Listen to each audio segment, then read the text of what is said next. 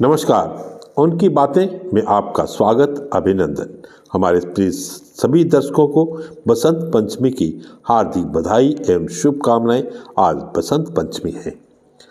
प्रकृति की संरचना के समय से ही ऋतुओं का उद्भव हुआ है तथा ऋतु परिवर्तन का आरंभ भी विश्व के प्राय सभी देशों में ग्रीष्म, शिशिर तथा वर्षा ऋतु के समय चक्र में परिवर्तन दृष्टिगत होता है, परंतु इसमें अपवाद भी है। कुछ देशों में वर्षा या ग्रीष्म ऋतु अल्पकाल या सांकेतिक भी होता है। विश्व के अनेक भूभाग अपने भौगोलिक परिस्थितियों के कारण अपनी विशेषता रखते हैं। जैसे साउथ अफ्रीका में वर्षा की अधिकता के कारण स्थानीय मौसम सीलन भरा होता है। स्विट्जरलैंड में सर्दी की ऋतु में बर्फ गिरने से तापमान में कमी एवं आकाश से बर्फ गिरने से सड़क, मकानों पर सफ़ेद चादर जैसा दृश्य दृष्टिगोचर होता है। यद्यपि यह सैलानियों के लिए आकर्षक हो सकता है, परंतु स्थानीय नागरिकों के लिए कठिनाई का कारण भी एवं धूप का निकलना उनके लिए वरदान जैसा होता है। आइए हम चर्चा करें हमारे देश भारत की, जहां प्राय 3 प्रमुख ऋतु होती है, गर्मी, सर्दी एवं वर्षा। परंतु इनको जोड़ने के लिए एक ऋतु भी है, बसंत ऋतु, जो एक प्रकार से संधि काल होती है, सर्दी एवं गर्मी के बीच की कड़ी। जी हाँ, यद्यपि यह ऋतु अल्पकाल की होती है, परंतु इसकी महत्ता हमारे वेद, पुराणों, धार्मिक ग्रंथों से लेकर पुरातन युग के लेखकों, कवियों से लेकर वर्तमान युग के कवियों की रचनाओं में भी देखने को मिलती है। सर्द ऋतु के पश्चात जब हवा में नमी की कमी एवं सर्द हवा का एहसास कम होने लगता है, हवा के कारण शरीर में सिहरन एवं कंपन कम होता है एवं मंद मंद बहती हवा में ताजगी का अनुभव होता है। इस सुखद अनुभूति वाले वातावरण को ही कहा जाता है बसंत ऋतु। बसंत ऋतु का पौराणिक महत्व भी है। हमारी धार्मिक ग्रंथों के आख्यान से ज्ञात होता है कि बसंत ऋतु के आगमन के साथ ही पंचमी तिथि को विद्या ज्ञान की देवी माँ सरस्वती का जन्म, यूँ कहें अवतरण हुआ था। अतः बसंत ऋतु में पंचमी तिथि अर्थात बसंत पंचमी को सरस्वती की पूजा आराधना किया जाना हमारी पुरातन संस्कृति एवं सभ्यता का भाग है। आइए इसी परंपरा के अंतर्गत हम रखते हैं सरस्वती स्तुति। इस स्तुति की रचना देश की विख्यात कवियत्री सुधा कुमारी जूही ने की है। आप डीएवी पब्लिक स्कूल, उक्कू नगर, विशाखापत्तनम, आंध्र प्रदेश में अध्यापिका हैं।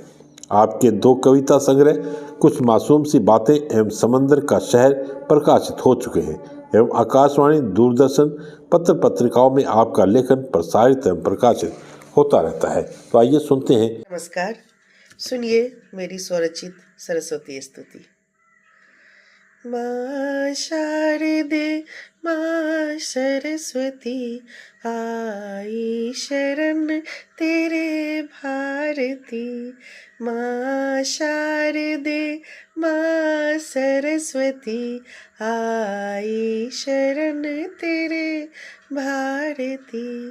भर दो मुझे वरदान से, मुक्ति करो अज्ञान से। भर दो मुझे वरदान से, मुक्ति करो अज्ञान से। भक्तों को तू है संवारती, आई शरण तेरे भारती। माँ शारदे माँ सरस्वती आई शरण तेरे भारती। मस्तक में विद्या प्रकाश दे, मुख में स्वरों का वास दे। मस्तक में विद्या प्रकाश दे, मुख में स्वरों का वास दे। छवि तेरी नैन निहारती, आई शरण तेरे भारती। माँ शारदे माँ सरस्वती आई शरण तेरे भारती। जिह्वा में सुर ले तान दे, ग्रीवा में मंजुल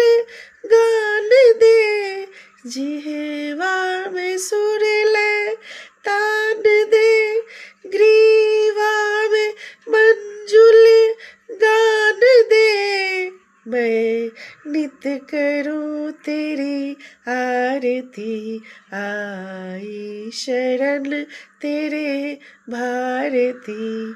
मैं नित्य करूं तेरी आरती, आई शरण तेरे भारती। माँ शारदे माँ सरस्वती, आई शरण तेरे भारती। सरस्वती माता की जय, हंस वाहिनी की जय, विद्या दायिनी की जय, वीणा पुस्तक धारिणी की जय। धन्यवाद। बसंत ऋतु की महत्ता के संबंध में आदिकाल से ही हमारे कवियों की लेखनी क्रियाशील रही है। धार्मिक ग्रंथ श्री रामचरितमानस में गोस्वामी तुलसीदास जी ने बालकांड में एक दृश्य जब रामचंद्र जी श्री लक्ष्मण जी राजा जनक के बगीचे में गए थे तब वहाँ के दृश्य के संबंध में लिखा है, भूण बागु बर देख जाई, जहाँ बसंत ऋतु रही लो भाई, लागे बिटप मनोहर नाना, बरण बरण बर बेली बिताना। अर्थात उन्होंने जाकर राजा का सुंदर बाग देखा जहाँ बसंत ऋतु लुभा कर रह गई है। मन को लुभाने वाले अनेक वृक्ष लगे हैं, रंग बिरंगी उत्तम लताओं के मंडप छाए हुए हैं। देश विदेश में प्रख्यात कविगण ने बसंत ऋतु के संबंध में लिखा है। भारत के प्रख्यात कवि श्री सूर्यकांत त्रिपाठी, निराला, रामधारी सिंह दिनकर, महादेवी वर्मा, गोपाल प्रसाद नीरज आदि ने अपनी रचनाओं में बसंत ऋतु का वर्णन किया है, तो विदेश के कवि मिल्टन ने अपनी रचनाओं में बसंत ऋतु एवं सौंदर्य बोध का सटीक वर्णन किया है। अंत में यही कहना चाहेंगे कि बसंत ऋतु किसी एक भूभाग देश की ऋतु नहीं है, जब प्रकृति की रचना का एक विशेष कृति है जो केवल मनुष्यों को ही नहीं अपितु पशु पक्षी वृक्ष आदि सबको एक अप्रत्यक्ष संदेश देती है, उल्लास एवं जीवंतता का भी। आज बसंत पंचमी के इस पावन दिवस पर हमारे सभी दर्शकों श्रोताओं को शुभकामनाएं। गंगाजल न्यूज़ के लिए यह आलेख लिखा था डॉक्टर अरुण माथुर ने।